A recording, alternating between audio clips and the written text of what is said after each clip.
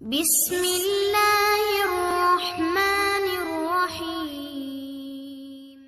السلام علیکم۔ اس شخص کے پیچھے کبھی مت بھاگو جو تم سے دوری اختیار کرتا ہے، جو تمہاری محبت کی قدر نہیں کرتا، جو تمہارے آنسو کی لاز نہیں رکھتا، جو تمہاری خاموشی نہیں سن سکتا، جس نے تمہاری مسکراہٹ چھین لی۔ کیونکہ جو شخص تمہیں ایک دفعہ چھاؤں سے دھوپ میں لا کر کھڑا کر سکتا ہے نا، تو وہ دوسری دفعہ بھی تم کو تکلیف پہنچاتے ہوئے جھجکے گا نہیں۔ تبھی اللہ نے تم سے دور کر دیا، کیونکہ وہ جو مہربان رب ہے نا، وہ 70 ماؤں سے بڑھ کر محبت کرتا ہے۔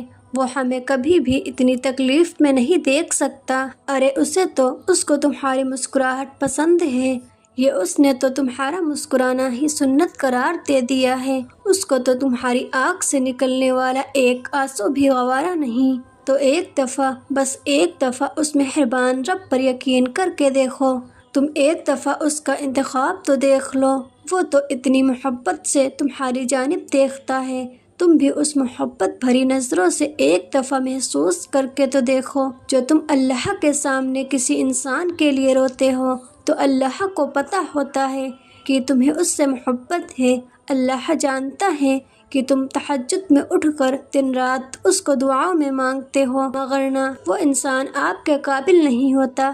تبھی تو اللہ آپ سے اس کی دوری بنائے رکھتا ہے۔ تو جو رب آپ سے اتنی محبت کرتا ہے، جو آپ کو تکلیف میں نہیں دیکھ سکتا، تو ایک دفعہ آپ اس رب کے لیے تہجد پڑھ کر دیکھو، تہجد میں اللہ سے محبت مانگ کر تو دیکھو۔ پھر دیکھو تمہیں وہ رب تو ملے گا ہی ملے گا، اور ساتھ میں یہ دنیا بھی مل جائے گی۔ جی ہاں، انسانی فطرت ایسی ہوتی ہے کہ جو انسان اسے تکلیف پہنچاتا ہے اسے توڑ دیتا ہے، اس کی ذات کو ملیاں میٹ کر دیتا ہے۔ یہ پھر اسی کی طرف بھاگتا ہے اس امید کے ساتھ کہ اس دل کو وہیں سے سکون ملے گا۔ حالانکہ وہ چیز، وہ شخص کبھی بھی آپ کے سکون کا باعث نہیں بن سکتا، جس کی وجہ سے آپ کی روح بے سکون ہو جاتی ہے۔ اور محبت تو سکون کا دوسرا نام ہے، اور جس محبت میں سکون نہیں ہونا، اس میں اللہ کبھی بھی راضی نہیں ہوتا، یا اس میں کبھی بھی اللہ کی رضا نہیں ہوتی۔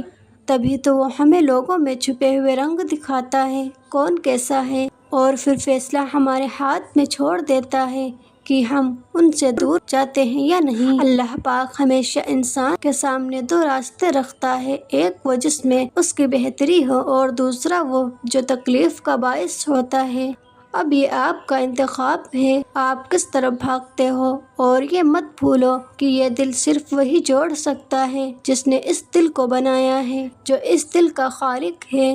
ہاں، مانا کہ بھولنا ابھی آپ کو مشکل لگ رہا ہے، کیونکہ تم تکلیف میں ہو۔ تم بھولنے کا سوچتے ہو تو ڈر جاتے ہو کہ اسے بھول جاؤ گے تو مر جاؤ گے، لیکن ایسا نہیں ہے۔ اس صبر کا صلہ تمہیں دگنا کر کے عطا کیا جائے گا۔ تمہاری آنکھ سے گرنے والا ایک آنسو دگنی مسکراہٹیں لے کر آئے گا۔ جن چیزوں پہ ابھی یہ دل تڑپ رہا ہے، کل اس کا خیال بھی آپ کو دکھ نہیں دے سکتا۔ یہ جو تکلیف آج تمہارے دماغ پر اذیت بن کے حاوی ہے نا، یہ اب زیادہ دیر نہیں رہے گی۔ تم نے کتنی کوشش کی اور کتنا ضبط کیا، سب کی خبر تمہارے اللہ کو ہے۔ اگر گر گئے ہو تو کیا ہوا، اٹھنے سے کیوں ڈرتے؟ کوشش تو کرو۔ تم اللہ کو ایک دفعہ پکارو گے تو وہ 10 دفعہ تمہاری پکار کا جواب دے گا۔ تم ایک ہاتھ اس کی جانب بڑھاؤ گے تو وہ دونوں ہاتھوں سے تمہیں تھام کر اپنی جانب کھینچ لے گا۔ تو رونے سے تو کچھ حاصل نہیں ہوگا، گر کر اٹھنا سیکھو، اللہ پر یقین رکھنا سیکھو۔ ایک بات ہمیشہ یاد رکھیں کہ دعائیں بہت طاقت رکھتی ہیں، اس سے کیوں نہیں مانگتے؟ جو بادشاہوں کا بادشاہ ہے، جس کے قبضے میں سارا جہاں ہے، جس کی عطا کا زوال نہیں، جس کی طاقتوں کا زوال نہیں، جس کی محبتوں کا زوال نہیں، طلب کچھ بھی ہو، اس کو یہی بہت پسند ہے کہ میرا بندہ میرے پاس آیا ہے۔ اور یہی بات اس کو اتنی بھا جاتی ہے کہ وہ تمہیں ہر چیز سے نواز دیتا ہے۔ اللہ اور بندے کے درمیان کسی چیز کا پردہ نہیں ہوتا، اس لیے اپنی ہر چیز، اپنی ہر بات اللہ کو بتایا کرو، اس سے دوستوں کی طرح باتیں کرو۔ دل جب بھی تڑپنے لگے تو اس کی طرف بھاگ جاؤ، جب سب کچھ ناممکن لگے تو اس سے ممکن ہونے کی دعا کرو۔ جب کبھی زندگی سے ہار جاؤ اور جینے کی چاہت تم توڑ دے تو آنکھیں بند کر کے اس کی موجودگی کو محسوس کرو، پھر ہاتھ تڑپتے ہوئے دل پر رکھو، دھڑکنوں کی سرگوشیوں کا شور محسوس کرو، ایسا لگے گا جیسے وہ سینے میں موجود ہے، جیسے وہ ان دھڑکنوں میں لہو کی طرح دوڑ رہا ہے، جیسے وہ پوری روح پر قابض ہے۔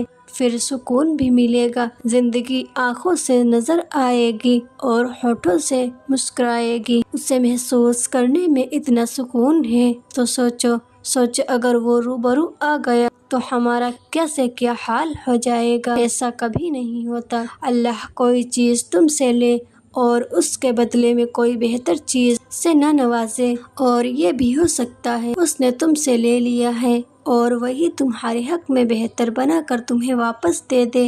اس کی حکمتیں، اس کی مصلحتیں تم نہیں سمجھ سکتے، وہ رب تمہاری تکلیف سے خوب واقف ہے، وہ بس آزماتا ہے میرا بندہ میری محبت میں کس حد تک جاتا ہے۔